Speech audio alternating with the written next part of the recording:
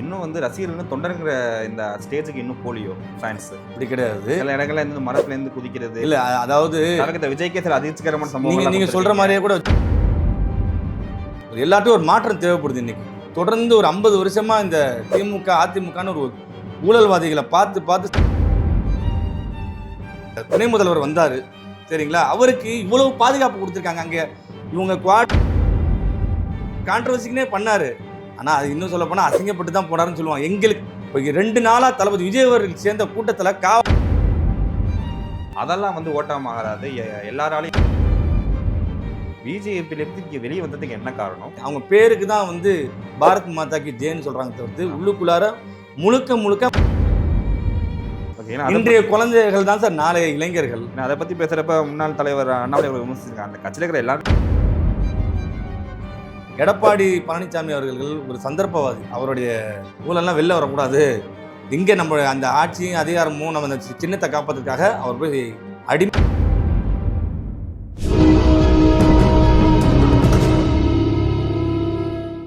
Take one நேயர்களுக்கு வணக்கம். இன்று நம்முடன் அரசியல் பேச இருப்பவர் பிஜேபியின் முன்னாள் சிறுபான்மையினின் மாநில துணைத் தலைவருமான இன்றைய தாவேக்கு ஆதரவுமான ஏஆர் பாஷா அவர்கள். வணக்கம் சார்.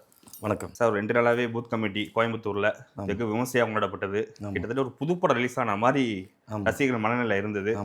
எப்படி போச்சு சார்? நீங்கள் போயிருந்தீங்களா? போயிருந்தோம், அங்கே போய் பார்த்தேன். நாங்களாம் எதிர்பார்த்ததை விட மிக அதிகமான மக்கள் கூட்டத்தை அங்கே பார்க்க முடிஞ்சிச்சு. மிக அதிகமான தமிழ்நாட்டில் எல்லாம் இந்த திராவிட கட்சிகள்லாம் சொல்லிக்குவாங்க, எங்களுக்கு தான் பூத் கமிட்டி இருக்குது, எங்கள் வேறு எந்த கட்சிக்கும் பூத் கமிட்டி இல்லை, திமுக அதிமுக தான். இப்போ 3வது ஒரு மிகப்பெரிய ஒரு கட்சியாக தாவேகா உருவெடுத்திருக்குங்கிறது எந்த ஒரு மாற்றமும் கிடையாது. நீங்களே பார்த்துருப்பீங்க, 2 நாளாக ஒரு திருவிழாவாகவே கொண்டாடினாங்க.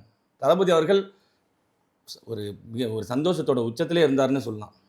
தளபதி அவர்கள் மட்டும் இல்லை, தளபதியோட தொண்டராக நாங்களும் ரொம்ப ஒரு சந்தோஷமாக இருந்துச்சு சார். இப்போது பூத் கமிட்டியில் எல்லா கட்சியிலும் பார்த்தீங்கன்னா ஒரு சின்ன ஒரு பார்ட்டி ஹால் அப்படி இல்லைன்னா ஒரு திருமண மண்டபம் அப்படி தான் ரகசியமாக மாவட்ட செயலாளருக்கு முன்னாடி நடக்கும். இது என்ன கிட்டத்தட்ட மாநாடு மாதிரி தன்னோட கட்சி வந்து ரொம்ப ஸ்ட்ராங்காக இருக்குது, பூத் கமிட்டியாக ரொம்ப நிலையாக இருக்குங்கிறத எல்லா கட்சிக்கும் சொல்ல வரீங்க. சின்ன மண்டபத்தில் நடத்துறதுக்கு, சின்ன இதில் ரூம்கில் நடத்துறதுக்கு இங்கே ஒன்றும் பர்சனல் விஷயம் இல்லை. பூத் கமிட்டி அப்படிங்கிறது பூத்தில் போய் எப்படி வேலை பார்க்கணுங்கிறது ஓப்பனாக பேசலாம், அது ஒன்றும் தப்பு கிடையாது. அதே மாதிரி சின்ன மண்டபத்தில் நடத்துகிறவர்களுக்கு இங்கே கூட்டம் இல்லையே, அவ்வளோ கூட்டம் வந்திருக்கு. எங்கே அது மாதிரி ஒரு பெரிய ஹாலில் வச்சு தானே நடத்த முடியும். இவங்களை கூப்பிட்டு அவங்கள கூப்பிடலாம். எல்லாம் பூத் கமிட்டி போட்டாச்சு, எல்லாத்தையும் கூப்பிடணும். அந்த கூட்டத்தை தான் நாங்கள் வெளிப்படையாக காமிச்சிருக்கோம், எதுவும் மறைமுகம் அதில் ஒன்றும் கிடையாது. அதே மாதிரி தற்புறம் பண்ணுறதுக்கு நாங்கள் ஒன்றும் திராவிட கட்சி இல்லை, நாங்கள் தமிழக வெற்றி கழகம், தளபதி விஜய் அவர்களுக்கு தொண்டர்கள் கொடுத்த ஆதரவுன்னு சொல்லலாம். திராவிட கட்சிகள் போன்ற தற்பெருமை நாங்கள் எங்களுக்கு தான் பூத் கமிட்டி இருக்குது அப்படின்னு சொல்லி தற்பெருமை பண்ணுறதுக்காக நாங்கள் ஒன்றும் கூட்டத்தை காமிக்க கிடையாது. அங்கே உண்மையிலுமே எங்களுக்கு பூத் கமிட்டி மெம்பர்ஸ்கள் அவ்வளோ கூட்டம் அவ்வளோ இருக்குது, நாங்கள் ஃபுல் பண்ணி வச்சுருக்கோம். ஒரு 5 மாவட்டம் 6 மாவட்டம் சேர்ந்து வரும்போது ஒரு மண்டலமாக தான் நாங்கள் நடத்திட்டு இருக்கோம். அப்படி ஒரு கூட்டம் அதிகமாக இருக்குது, அதனால ஒரு பெரிய இடத்துல பண்ணியிருக்காங்க. நான் இதுக்கு முன்னாடி சொன்ன ரசிகர்கள் மனநிலை குதூகலமாக இருக்குன்னு, இன்னும் வந்து ரசிகர்கள் தொண்டருங்கிற இந்த ஸ்டேஜுக்கு இன்னும் போலியோ ஃபேன்ஸ். அப்படி கிடையாது. சில இடங்கள்ல இருந்து மரத்துல இருந்து குதிக்கிறது இல்லை, அதாவது இந்த விஜய்க்கே சில அதிர்ச்சிகரமான சம்பவங்கள் நீங்கள் சொல்கிற மாதிரியே கூட வச்சுக்கலாம். தாவேகா தொண்டர்கள் வந்து ரசிகர்கள் இருந்து இப்போ அரசியல் தொண்டர்களாக மாறியிருக்காங்க. இங்கே ஒன்றும் மன்னராட்சி கிடையாதுல்ல. அப்படி எங்கள் தாத்தா வந்து சிஎம்மாக இருந்தார், அப்புறம் நாங்கள் துணை முதல்வர், இப்படி வர கிடையாது. அரசியல் களத்துக்கு தளபதி அவர்கள் தன்னுடைய புகழோட உச்சியை தூக்கி எறிஞ்சிட்டு மக்களுக்காக ஒரு நல்ல எண்ணத்தோடு வந்திருக்காரு சரிங்களா. ஒரு அந்த நல்ல எண்ணத்துக்கு அவருடைய ரசிகர்களும் தொண்டர்களும் ஆதரவு கொடுத்து இன்னைக்கு மக்கள்கள் வந்து அப்படியே அலமோதுறாங்க அப்படியே. அதனால் போக அவங்க கண்டிப்பாக அந்த அரசியல் அந்த ஒரு நாகரத்தோடு வந்துடுவாங்க. ப்ராக்டிஸ் மேக்ஸ் பர்ஃபெக்ட் தானே சொல்ல முடியும். Okay okay. அனுபவம் ஆகும், கொஞ்சம் கொஞ்சமாக. எல்லாமே இளைஞர்கள் தானே. ஆமாம். உங்கள் வயசுலையும் என் வயசுலையும் இளைஞர் எவ்வளோ செட்டப் பண்ணியிருப்போம். ஆமாம். அது மாதிரி கொஞ்சம் நாளாக கண்டிப்பாக அது ஒரு இல்லை சில சமயம் இந்த பக்குவமற்ற செயல்கள் வந்து தலைவர் விஜய்க்கு ஒரு அவப்பேரை ஏற்படுத்தணும்னு ஒரு இல்லை, அது ஒரு அன்பின் வெளிப்பாடுன்னு தான் பார்க்க முடியும் நம்ம. அதாவது இன்னைக்கு ஒவ்வொருத்த மனசுலையும் ஒரு ஏக்கம் இருக்குது, ஒரு எல்லாத்தையும் ஒரு மாற்றம் தேவைப்படுது இன்னைக்கு.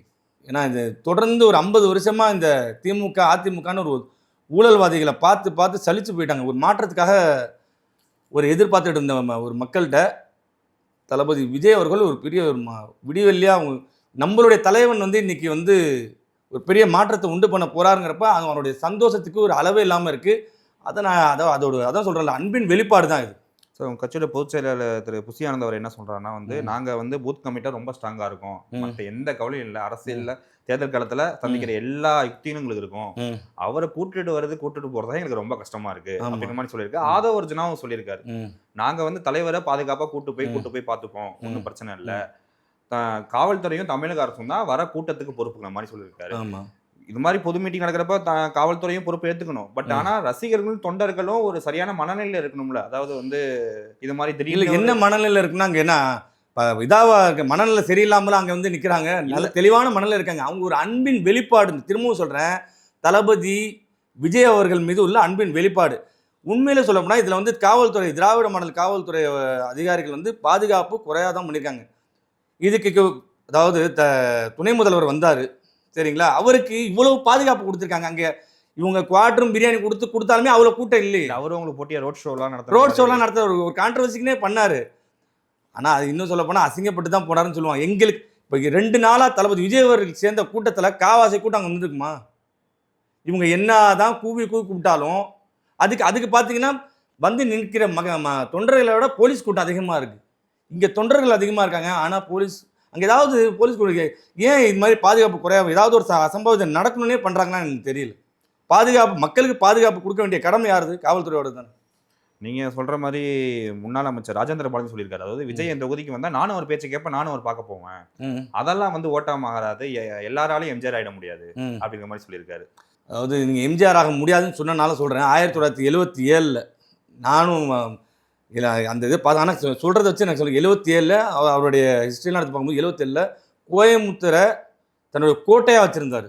அதுக்கப்புறமேட்டு இன்னைக்கு வேற யாராலுமே அது பீட் பண்ண முடியல. அதுக்கப்புறமேட்டு இன்னைக்கு பார்த்தீங்கன்னா தளபதி விஜய் அவர்கள் மட்டும்தான் கோயம்புத்தூரில் இவ்வளோ பெரிய ஒரு தொண்டர்களை திரண்டு வந்திருக்காங்கன்னா கோயம்புத்தூரில் அது தளபதி விஜய் அவர்கள் தான்.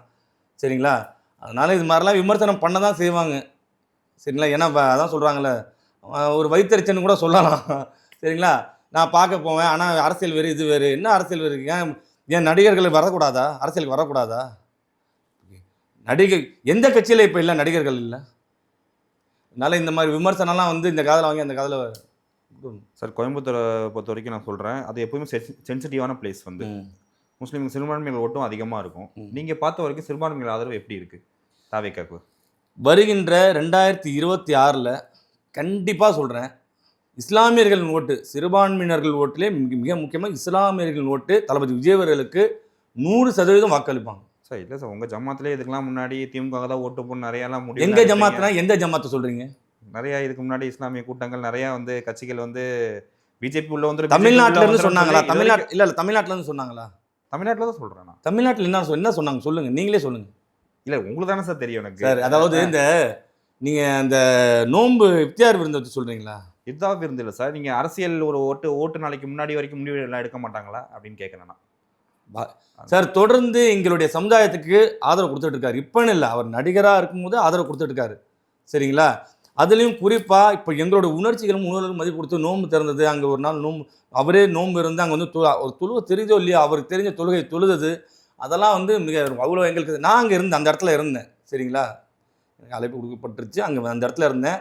தளபதி அவர்கள் ரொம்ப ரொம்ப சிம்பிளாக வந்தார். இல்லை சார், எத்தனையோ கட்சி தலைவர் இத்தாஃப் நோந்து கொடுத்துருக்காங்க, வந்திருக்காங்க, அந்த குள்ள அணிஞ்சிருக்காங்க. விஜய் அவர்கள் வந்ததுக்கு அப்புறம் தான் இவ்வளோ பெரிய எதிர்ப்பு கிளம்புது. அதாவது அகில இந்திய ஜமாத்துலேருந்து ஜமாதீன் ராஸ்கின் ஒருத்தர் வந்து இஸ்லாமியர் வந்து விஜயோட தொடர்பு வச்சுக்க கூடாது சார். எத்தனையோ தலைவர்கள் வந்தாங்க நீங்கள் சொன்ன மாதிரி. எல்லாமே இப்போ ஒன்றும் இல்லை, இப்போ நோன்பு வந்துருச்சுனாலே இந்த திமுக, குறிப்பாக திமுகவில் உள்ள ஒவ்வொரு அமைச்சருன்னு பார்த்தீங்கன்னா அப்போ தான் வந்து தொப்பியை போட்டு 2 பாயை கட்டி பிடிச்சிக்கிட்டு ஃபோட்டோ பேனர் மேலே பேனர் வரும்.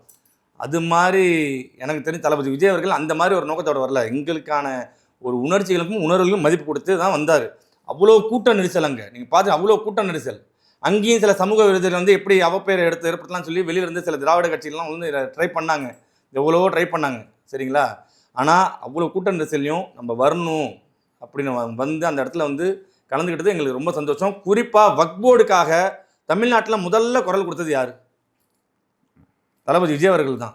எல்லா மாவட்டத்திலையும் நீங்கள் சொல்கிறீங்களே, ரசிகர்கள் எப்படி அரசியல் இன்னும் அந்த பக்குவம் வரலன்னு சொன்னீங்கல்ல, எல்லா மாவட்டத்திலையும் எத்தனை இளைஞர்கள், தாவேக்கா இளைஞர்கள் அந்த வக்பு சட்டத்துக்கு எதிர்ப்பாக போராட்டத்தில் கலந்து தளபதி சொன்னாருங்கிறதுக்காக.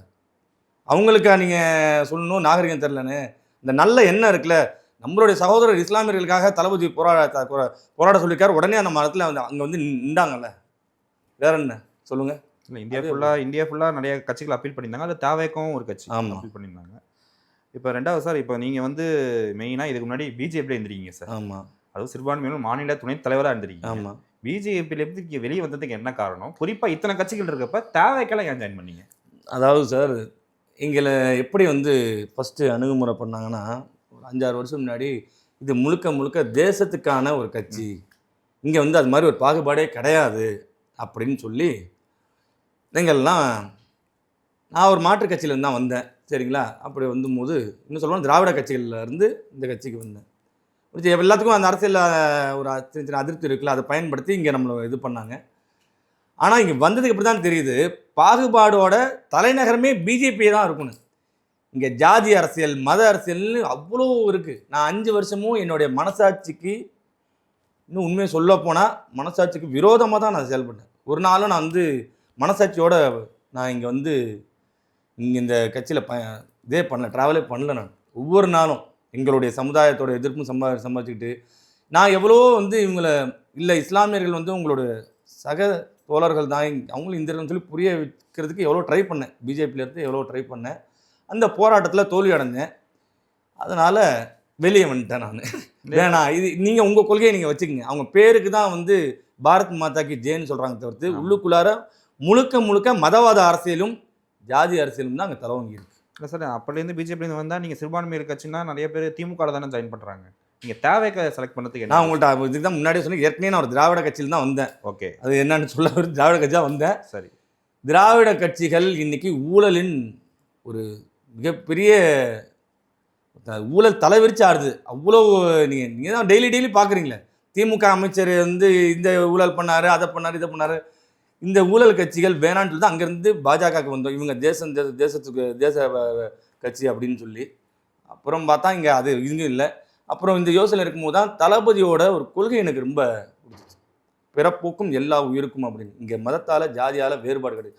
ஒரு சிறுபான்மையினராக, அதோ ஒரு குறிப்பாக ஒரு இஸ்லாமியராக இன்னைக்கு தமிழ்நாடு பரவாயில்ல, ஆனால் இந்தியாவில் ட்ராவல் இருக்கிறதே ரொம்ப கஷ்டமாக இருக்குது. ஒவ்வொரு நாளும் அவன் மேலே அவ்வளோ அவப்பெயர் சுமத்தப்படுது. நாங்களும் இந்தியர்கள் தான். நாங்கள் ஒன்றும் பாகிஸ்தான்லேருந்தோ இல்லை துபாயிலேருந்தோ சவுதியிலேருந்து வரல. இங்கே எங்களுடைய வம்சாவளி இந்தியர்கள் தான். என்னுடைய மூதாதையர்களும் இந்துவாக இருந்திருப்பாங்க. நாங்கள் ஏற்றுக்கிட்ட மார்க்கம் தான் வந்து இஸ்லாம். ஆனால் இவங்க எங்களுக்கு தொடர்ந்து இஸ்லாம்னாலே தீவிரவாதம்னு சொல்லி முத்திரை குத்திட்டு வராங்க பாஜக.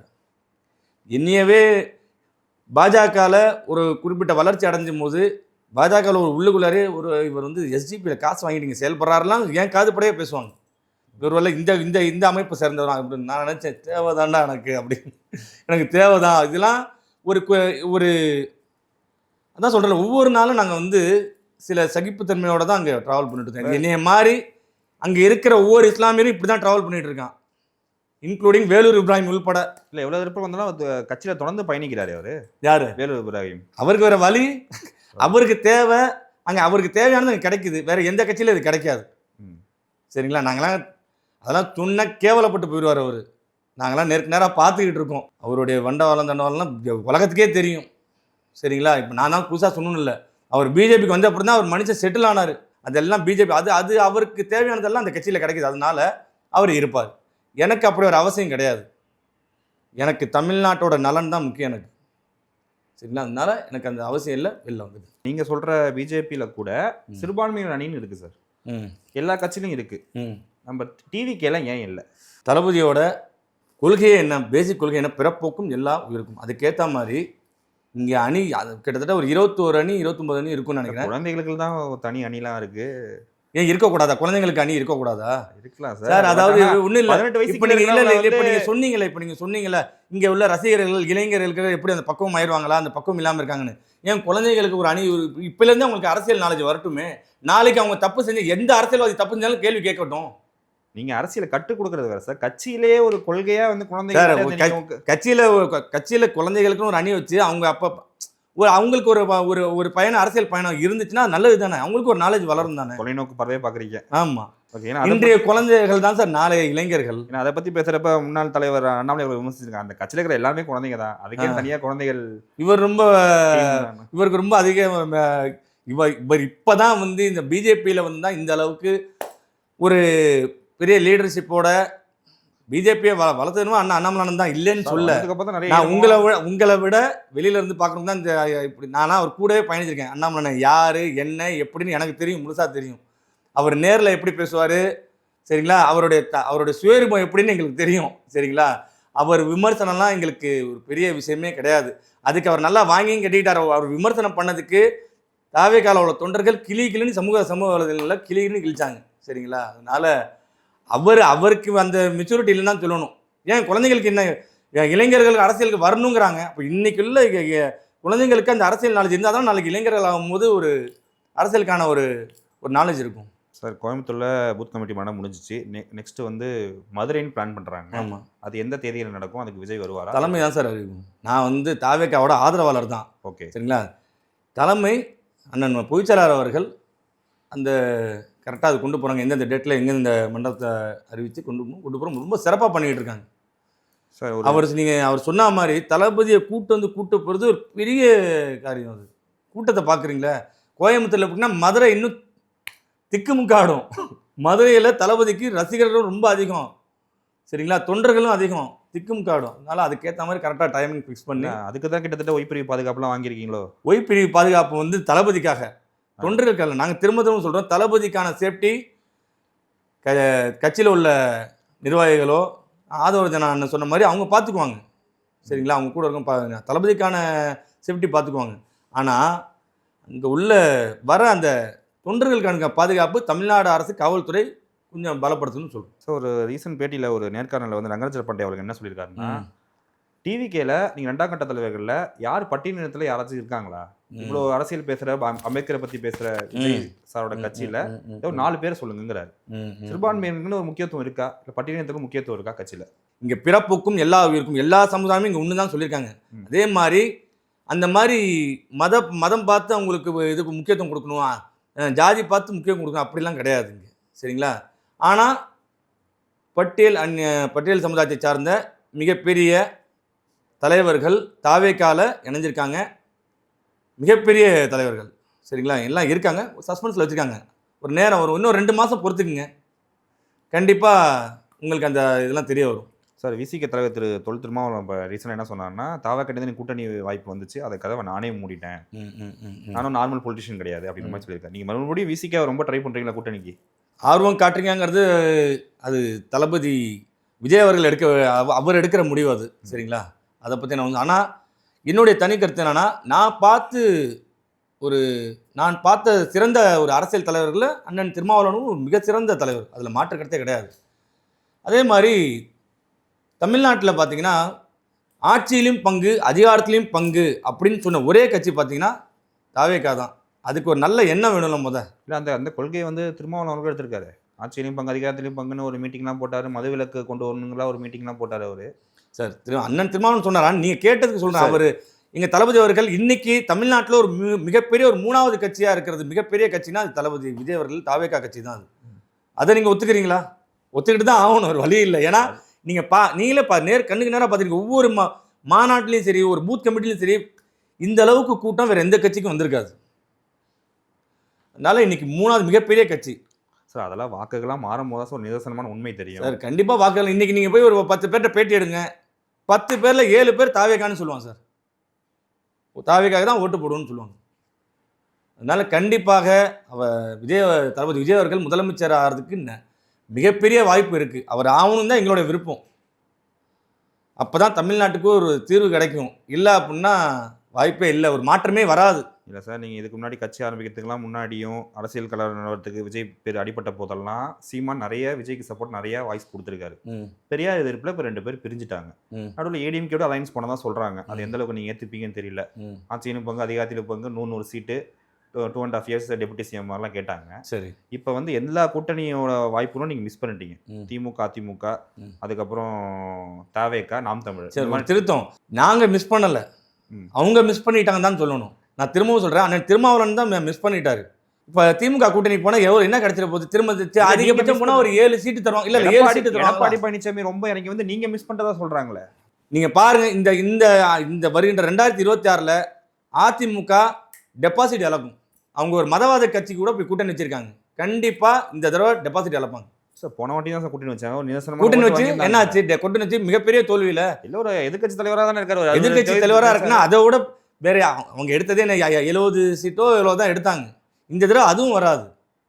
எடப்பாடி பழனிசாமி அவர்கள் ஒரு சந்தர்ப்பவாதி. அவருடைய ஊழலும் அவர் செஞ்ச ஊழல்லாம் வெளில வரக்கூடாது, இங்கே நம்ம அந்த ஆட்சியும் அதிகாரமும் நம்ம அந்த சின்னத்தை காப்பாற்றுறதுக்காக அவர் போய் அடிமைத்தனமாக போய் சரணடைஞ்சிருக்காரு. அப்படி தான் சொல்லணும். சரிங்களா? அதனால் கண்டிப்பாக இந்த தடவை டெபாசிட் இழப்பாங்க. திரும்பவும் தளபதி விஜய் அவர்கள் சொல்கிற மாதிரி திமுகவுக்கும் தாவேக்காவுக்கும் தான் இங்கே போட்டியே. நம்புறீங்க அதை களத்தில்? நம்புறீங்க இல்லை, அதான் உண்மை. இது வரைக்கும் நான் கேட்ட கேள்விக்கு பொறுமையாக பதிலளிச்ச உங்களுக்கு மிக்க நன்றி சார். நன்றி.